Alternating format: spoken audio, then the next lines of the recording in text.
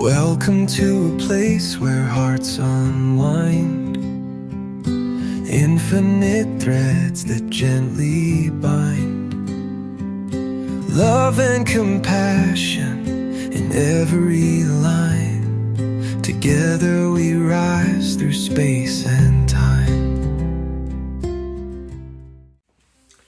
Welcome back to Infinite Threads. I'm your host, Bob. There's something we don't talk about enough when it comes to growth, and it's the slide. That feeling of falling back into old habits, old moods, old versions of ourselves.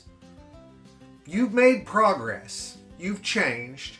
You've worked so hard to become more kind, more open, more loving, and then something happens. A trigger. A conversation. A wave of fear or pain or grief, and then you slip. You say the thing you said that you said you'd never say again. You act in a way you thought that you'd outgrown. You isolate or lash out or numb yourself, and suddenly it feels like you've lost everything that you've built. But listen to me closely, because this matters, guys. Slipping isn't the same as staying. You are allowed to fall, as long as you don't unpack your bags and live there again. Sometimes healing looks like making progress, falling back, remembering who you are, and choosing to return to love. You know, we talk so much about getting better, as if it's a straight line. But the truth, well, the truth is different than that. Growth curves, it loops, it revisits the wound again and again, not to hurt you, but to loosen it up. Every time you return, you do it with a little more light, a little more wisdom, a little more love. So let's take a deep breath right here. Think about the last time you slipped. Were you unkind to yourself? Did you tell yourself you were broken or fake or weak? I've done that. I've done that plenty of times. But here's the miracle. The part of you that noticed you slipped is already further along than the one who used to live there. You caught it, man. You felt it. You wanted to do better. And that's not regression. That's recognition. And it's powerful. Let me tell you something that I've lived. You can love yourself through the backslide. You can say, I see that I lost my footing, but I haven't lost my worth. I forgot for a moment, but I remember now. This doesn't define me. My choice right now does.